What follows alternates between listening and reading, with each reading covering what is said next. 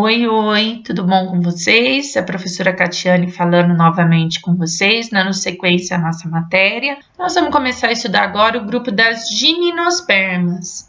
Nossa, que nome difícil, professora, gimnospermas. Nossa, que estranho.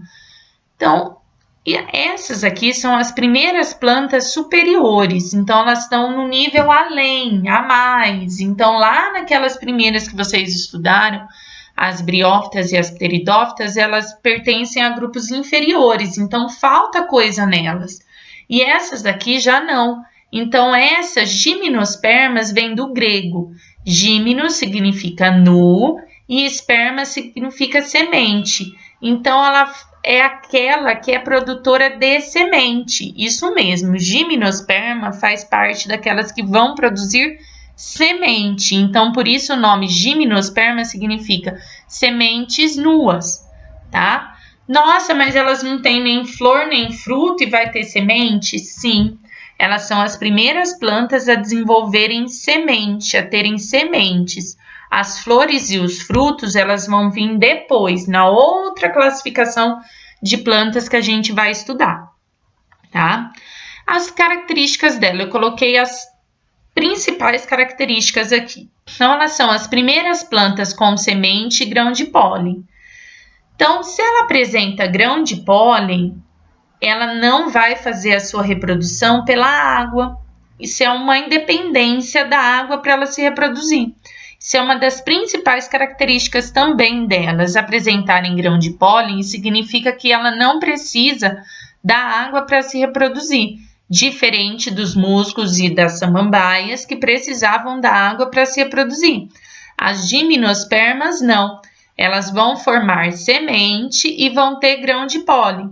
Esse grão de pólen vai ajudar no transporte dele para uma outra planta para formar uma plantinha nova. Possuem vasos condutores, então elas são vascularizadas. Lembra que eu falei na outra aula que lá nas pteridófitas, então se elas têm vasos condutores, funcionam como veias e como as artérias no nosso corpo, vão transportar o sangue. Na planta, ela vai transportar água e nutrientes, água, sais minerais e o nutriente que vem lá da fotossíntese. Possui um caule lenhoso, tá? Esse caule lenhoso vai fazer com que esses vegetais, essas plantas, tenham grandes alturas, elas fiquem bem grandes. Um exemplo que a gente conhece são os pinheiros do Natal. As araucárias estão presentes lá na região sul do país, as sequoias. Então, são árvores muitas vezes usadas para madeiramento, utilizam essa madeira porque elas têm um tronco imenso, elas crescem bastante. E, além de tudo, a maior característica dela, ela é produtora de semente. Não produzem nem flores e nem frutos. Então, não se esqueçam, galerinha, gimnospermas são aquelas que vão produzir semente. Elas não vão produzir nem flores e nem frutos, ok? O fato delas produzirem o grão de pólen, como eu já disse para vocês, causa uma certa independência da água. Ela não vai precisar da água para se reproduzir. Ah, mas ela precisa da água para sobreviver? Sim, claro, ela é um ser vivo, ela vai precisar da água para ela, o organismo dela, da planta, tá? O ser vivo, como qualquer ser vivo, precisa da água para sobreviver. Mas não vão confundir, elas precisam da água para ela, não que ela vai utilizar a água para realizar a sua reprodução. A reprodução vai ser através do grão de pólen, tá? Nas gimnospermas, elas vão produzir uma estrutura reprodutora originada de folhas modificadas chamadas de estróbilos ou cones.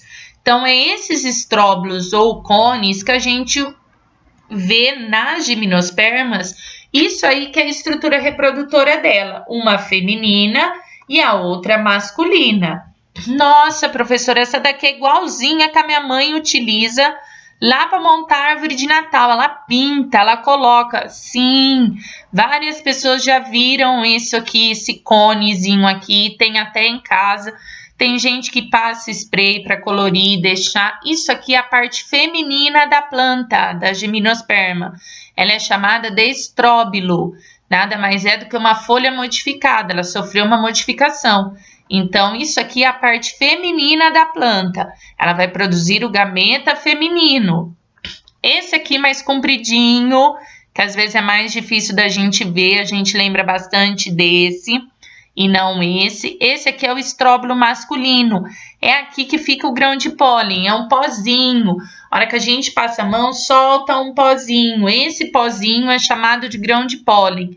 Ele sai dessa estrutura aqui do estróbilo masculino, vai ser transportado pelo vento até chegar no estróbilo feminino, fecundar este gameta feminino que está aqui dentro, chamado de óvulo, fecunda e aí sim vai formar o quê? A semente, que ela é conhecida como pinha, tá? A pinha nada mais é do que a semente da planta, tá? Existe uma planta aí, as araucárias, algumas plantas no sul, gimnospermas, que elas produzem esse estróbilo aqui chamado de pinha, eles apelidaram de pinhão, e a pessoa come isso, tá? E cozinha, tá? E descasca e come. Ela parece uma pinha, lembra da fruta pinha? Só que ela é mais dura, então ela precisa ser cozida para tirar de dentro a semente e eles comem isso. Nunca comi, se vocês me perguntarem, nunca comi, tá? Já vi o pinhão, mas nunca comi. Então, depois que o grão de pólen sai daqui do masculino, vai até o feminino pela polinização, ele é transportado pelo vento, ele chega no gameta feminino, ele fecunda aqui o gameta feminino que está aqui dentro, ele vai formar as sementes dentro desse cone aqui feminino, formam as sementes que a gente chama de pinha, ou popularmente conhecida como pinhão. Aí, o que é essa semente? A semente, é uma estrutura reprodutiva da planta que ela pode utilizar lá na frente para se reproduzir, que a gente vai ver no próximo conteúdo que ela vai utilizar. Só que ela faz o que? Ela protege e nutre o embrião que está ali dentro, que vai formar uma nova plantinha. Tá bom?